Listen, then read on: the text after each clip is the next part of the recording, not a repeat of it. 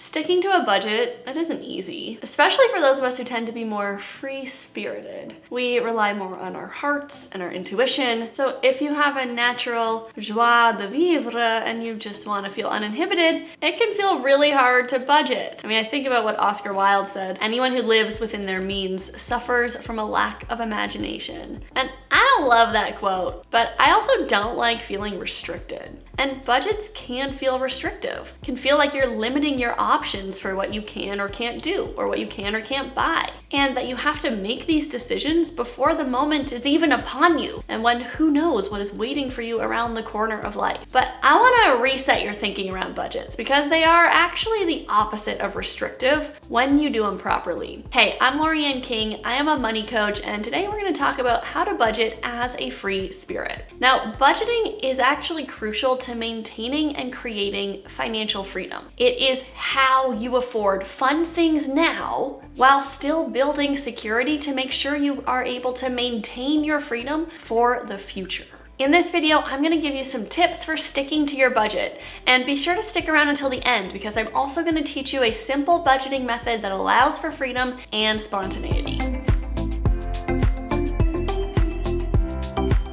Now, to have success with budgeting as a free spirit, you first need to transform your relationship to budgeting. Instead of thinking about this as something that restricts you, you need to start thinking about it as something that supports your freedom. Because budgets can protect you from overspending and from ending up in piles of debt, which, as I can say from personal experience, feels anything but free. All right, here are my 6 tips to stay on budget as a free spirit. Number 1, start with your dreams. Think about where you want to be 1 year from now, 5 years from now, 10 years from now. You don't have to be too specific. I know as free spirits, we don't necessarily like to plan too far in advance, but we do like to dream and we like to chase those dreams. So do you want to buy a house in the near future? Do you want to start your own business? Do you want to be able to take months off work and travel through Europe? Think about your life goals and the financial goals that you'll need to achieve to make them happen. For example, maybe you want to buy a house, and a good goal could be to raise your credit score.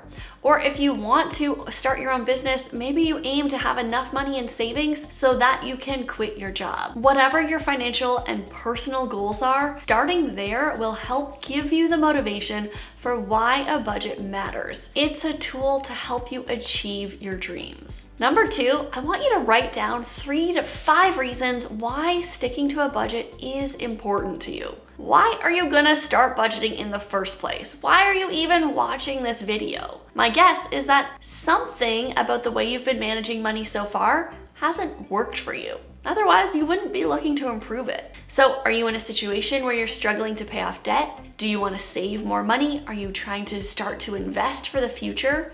Are you trying to create greater lasting financial security for yourself? Write down the reasons why sticking to a budget is important to you. This is going to help you stay excited and inspired when you're faced with difficult decisions around your spending your money. I also want you to review those reasons regularly, but I'm going to talk a lot more about that in tip number 5. All right, number 3, define your values. Most free spirits, they don't care that much about money, not for money's sake anyway. They see money as important because of what it makes possible. And the more closely you can see the ties between money and what is personally important to you, the easier it becomes to take care of it. So what are your core values in life? Maybe you value things like freedom, creativity, or adventure. Once you've determined those values and actually written them down, it becomes a lot easier to not spend money on things that don't align with your values. And what happens naturally is you start to spend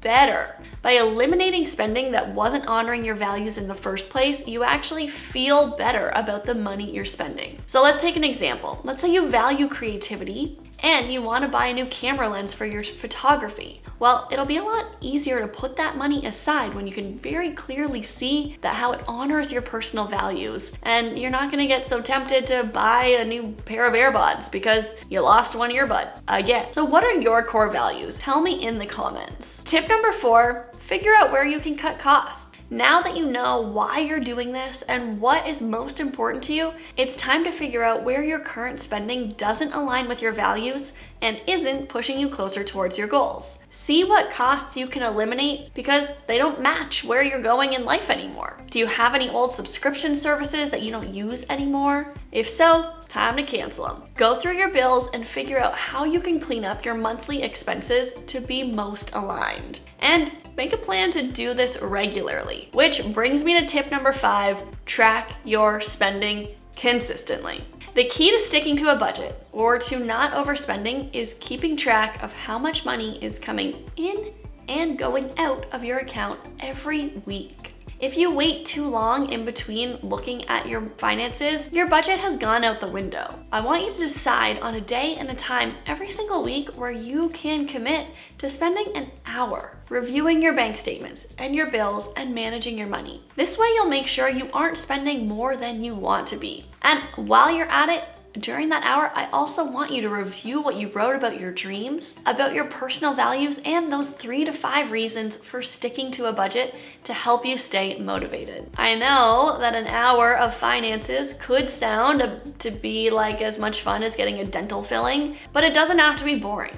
It doesn't have to be stressful. In fact, it can become enjoyable. Maybe you play music, or you light candles, or you go to your favorite coffee shop to do it. Managing your money is a form of self-care. In fact, I would say it's one of the highest forms of self-care because our financial life impacts so many other areas of our life. And just like self-care, it should feel good. I have a downloadable checklist and a full video on how to create a pleasurable weekly money ritual, and I'm gonna put a link to that down in the description.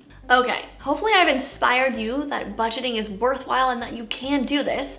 And now, if you want to learn how to set up a budget, be sure to give me a little thumbs up here because tip number 6 is to actually create a budget that allows for freedom and spontaneity. The problem with most budgets, and definitely the problem for more free-spirited people, is that they're too complicated. There are too many different categories and too many things to track, and so it's really difficult to use and it's really easy to lose motivation. The other problem is that when you get that detailed, they become unrealistically restrictive. There's just some people who are more naturally inclined to save money, and other people believe that money exists to bring you joy, to spend your money on your life. And there's nothing wrong with that, as long as you don't compromise your financial security. As long as you're making spending decisions that not only make your life great right now in the present, but they also continue to make your life great in the future. You don't ever want to make life harder for future you. So as a fellow free spirit, I recommend using the 50-30-20 budget. This is a simple budgeting method that makes sure you are staying within your means and saving for the future while giving you the freedom to enjoy life right now.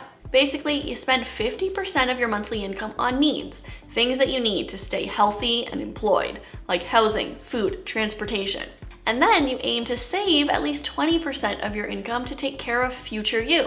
And then the leftover 30% of your monthly income goes towards wants, things that just make life fun.